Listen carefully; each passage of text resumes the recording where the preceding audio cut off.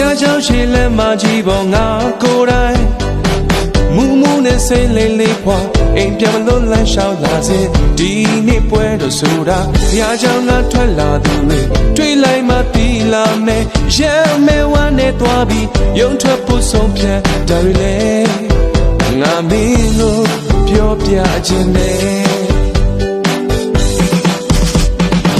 ဒုက္ခတော့ဘုရားเจ้าနဲ့ပြေရောက်တဲ့ချိန်မင်းကတော့ဝေးဝေးနေစေဒုက္ခတော့ဝေးဝေးကနေစူကြောင်းမိမယ်ရုံထွက်လို့လွန်မြောက်နိုင်မစေမင်းဆိုလို့ဝါရင်မင်းမိုင်းလို့ဝါရင်ဘုရားเจ้าနဲ့မင်းလဲလိုက်လာတော့